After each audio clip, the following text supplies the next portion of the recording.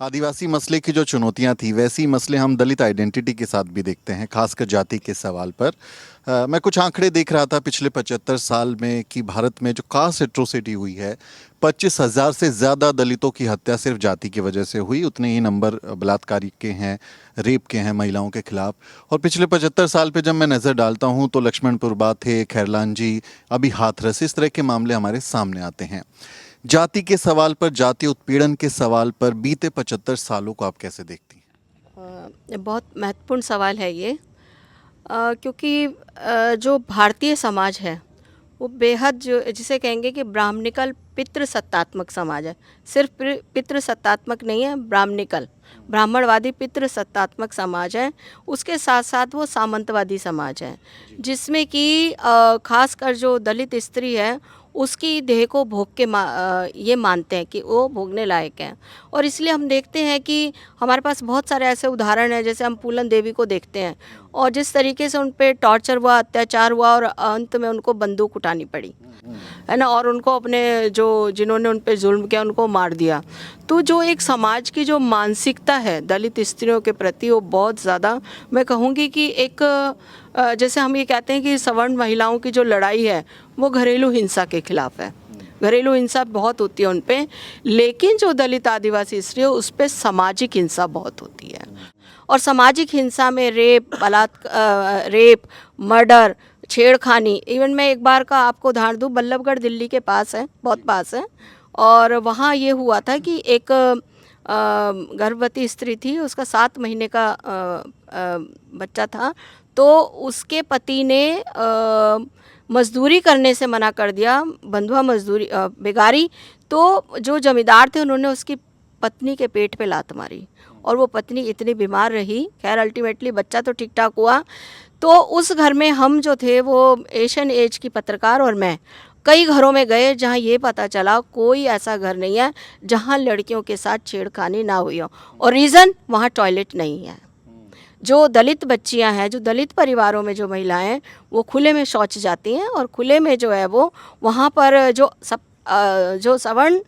परिवार हैं, जो अपर कास्ट परिवार हैं, उनके घर टॉयलेट हैं, लेकिन दलित परिवारों में टॉयलेट नहीं है। और वहीं पर उनके साथ बहुत बदतमीजी होती है। और जब हम उसके बाद हम थाने भी गए, जब वो उस महिला का, तो वहाँ पे इतना कैजुअल लिया जा रहा था कि इनकी तो आदत है, तो रोज़ ही केस आते हैं, हम किस किस को सुने, इनको मुआवजा चाहिए इसलिए केस दर्ज कराते हैं। तो ये वहाँ पे पुलिस का एटीट्यूड था। तो जो हमारे समाज का जो नज़रिया है वो दलित महिलाओं के प्रति बहुत ख़राब है। तो इसलिए मुझे लगता है कि जो अत्याचार के आंकड़े हैं और जो है वो रोज़ इस तरीके से बढ़ रहे हैं, लेकिन एक कारण जो मुझे लगता है वो है प्रतिवाद, प्रतिरोध। जिस तरीके से समाज में इन अत्याचारों के प्रति प्रतिरोध बढ़ा है, विरोध बढ़ा है और जो सार्वजनिक आक्रोश बढ़ा है, तो वो जो क्योंकि इस देश में जातिवाद इतना गहरा है, इतना गहरा है कि वो ये सोच ही नहीं सकता कि कोई भी, कि उसके सामने कोई, देखिए हम 22वीं सदी में पहुंच गए, चांद पे पहुंच गए, चांद पे ज़मीन खरीदने लगे हम। लेकिन हम जो सवर्ण जाति की या अपर कास्ट की जो मानसिकता है, वो अभी भी ये चाहती है कि दलित जो है वो पैरों में बैठे, ज़मीन पे बैठे, खाट पे ना बैठे। तो और ये सिर्फ ऐसा नहीं कि ये गाँव की मानसिकता है, ये शहरों की भी मानसिकता है। हम देख सकते हैं हमारे बहुत सारे प्रगतिशील साथी, ये साथी, अभी कुछ दिन पहले लल्लन टॉप पे एक जो बाई थी, काम वाली थी, उसके लिए किस तरीके से एक बहुत ही पत्रकार, लल्लन टॉप के पत्रकार ने कितने ख़राब शब्दों में उसका पूरा ब्यौरा लिखा कि वो क्या ऐसे नहीं बर्तन धोती, वैसे नहीं धोती। जो कास्ट है, जो ये हमारे दिमाग में जो बैठी है और दिमाग में बैठ के जो पोजीशन करती है कि ये व्यक्ति इस तरीके से, और मुझे लगता है कि हम सिर्फ उन आंकड़ों पे जाते हैं जो जिसमें शारीरिक हिंसा होती है। मानसिक हिंसा के तो कोई आंकड़े ही नहीं है,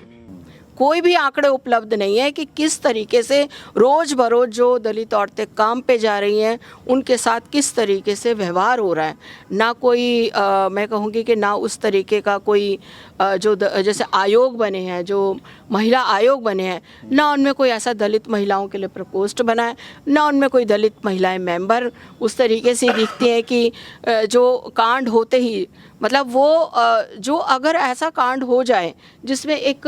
नॉन दलित परिवार हो, तो सारा समुदाय टूट पड़ता है। लेकिन एक दलित परिवार के साथ जो अत्याचार होता है उसे सारे लोग चुप्पी लगा जाते हैं, ऊपर से लेके नीचे तक चुप्पी लगा जाते हैं, और ये सोच के कि ये इनके रोज का काम है। और इसका कारण यही है कि जो हमारे जो क्या कहते हैं, दिमाग में जो मानसिकता बैठ गई है, जो जाति की जो मानसिकता है, जब तक उस पर प्रहार नहीं होगा,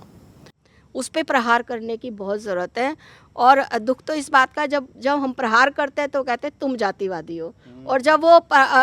वो खुद करते हैं, हम एक बार भी अगर हम बोलें कि दलितों का उत्थान होना चाहिए, आदिवासी औरतों को, तो वो कहते हैं अरे देखो ये तो जाति की बात करने लगे, समाज में जाति तो है ही नहीं, है ही नहीं समाज में जाति। ये लोग जाति को बढ़ावा दे रहे हैं, चाहे वो किसी भी तरीके से हो, साहित्य में हो तो दलित साहित्य को बोलेंगे ये दलित साहित्य कैसे हो गया, तुमने तो साहित्य के भी टुकड़े कर दिए, तुमने तो राजनीति के भी टुकड़े कर दिए, तुम तो राजनीति में जाति लिया, जैसे कि वो अपने आंकड़े उठा के नहीं देखते कि पूरी एक ही जाति के लोग जो वो हैं, वो जो है वो एक ही जाति के लोग धड़ाधड़ पूरे परिवार, उनके परिवार की महिला भी पॉलिटिक्स में आई, वो खुद भी पॉलिटिक्स में आई, उसके पोते पोतियाँ सब लोग एक ही तरह से पॉलिटिक्स में आ रहे हैं। लेकिन अगर कोई दलित महिला आ गई है तो उसके लिए अपशब्दों का प्रयोग करेंगे। जब ये मुख्यमंत्री जो हमारी मायावती जी के लिए खराब शब्दों का इस्तेमाल कर सकती, तो आप सोचिए एक आम दलित औरत की क्या स्थिति होगी, जब उनके लिए ये बहुत ही भद्दे, राबड़ी देवी के लिए भद्दे शब्द इस्तेमाल कर सकते हैं, मायावती के लिए भद्दे शब्द, और अभी तो देखिए इनके हमारे जो राष्ट्रपति बने उनके लिए भद्दे शब्दों का इस्तेमाल कर दिया था। एक क्या बोलते हैं, गोपाल कौन है वो, जो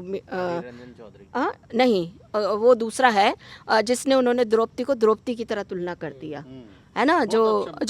भयानक फिल्में बनाते हैं, जो भयानक फिल्में बनाते हैं, गोपाल क्या नाम है उनका, तो उस तरीके से वो मतलब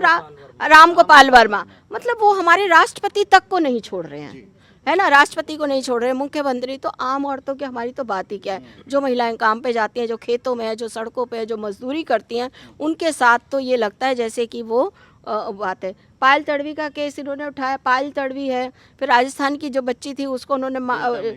जो मेघना, मतलब कि जो बच्चे मेरिट में आते हैं ये उनका कत्ल करते हैं, मेरिट में आने वालों का, ताकि ये आगे ही ना बढ़ पाए। तो एक तरह से ये जो है ना, सिर्फ जाति नहीं है, जाति के साथ साजिश भी शामिल है। तो और मैं इसको कहती हूँ विकृत मानसिकता, और ये विकृत मानसिकता 2500 साल से चली आ रही है और ये ख़त्म नहीं हो रही। और मुझे लगता है कि इसका विकल्प यही है कि एक सशक्त लड़ाई सबको मिलके जाति के खिलाफ लड़नी पड़ेगी,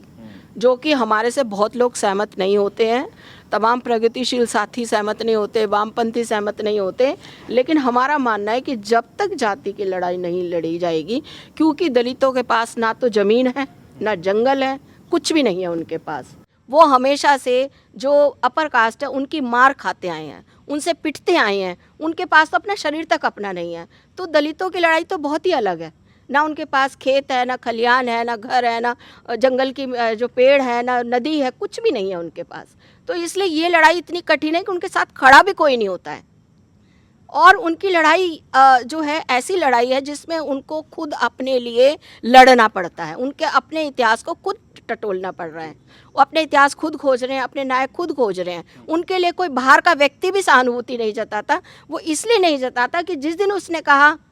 कि तुम्हारे साथ अन्याय हो तो इसका मतलब मैंने तुम्हारे साथ किया, मुझे अपना जो है वो ज़मीन छोड़नी पड़ेगी, अपनी सारी चीज़ें छोड़नी पड़ेंगी, क्योंकि हड़पी तो आखिर में आपने ही है ना। हमारी लड़ाई तो जिनसे है वही हमारे अधिकार हड़प के बैठे, उन्हीं से हमारी लड़ाई है। तो दलितों की लड़ाई तो बहुत ज़्यादा कठिन है, बहुत ही ज़्यादा कठिन है। और मुझे लगता है कि इसके लिए जो है वो एक जो मैं हमेशा सोचती हूँ, हमेशा कहती भी हूँ कि प्रायोरिटी पे जाति के खिलाफ लड़ाई होनी चाहिए, और तभी जो है वो संवेदनशीलता तभी पनपेगी। और आज़ादी के बाद इन 75 सालों में कभी भी जाति के खिलाफ कोई संघर्ष नहीं छेड़ा गया, चाहे कोई पॉलिटिकल पार्टी हो, चाहे कोई सामाजिक पार्टी हो, चाहे कोई महिला पार्टी हो, चाहे जो भी हो, किसी ने भी जाति के खिलाफ लड़ाई नहीं लड़ी। हाँ बिल्कुल अनीता जी, आपने एकदम सही तरीके से समझाया कि कैसे भारत एक जाति प्रधान देश बन गया है, और जाति की समस्या के खिलाफ हम कोई बड़ा आंदोलन होते हुए देखा नहीं हम लोगों ने कि 75 साल में लोगों ने जाति के खत्म करने की तरफ कोई काम किया हो।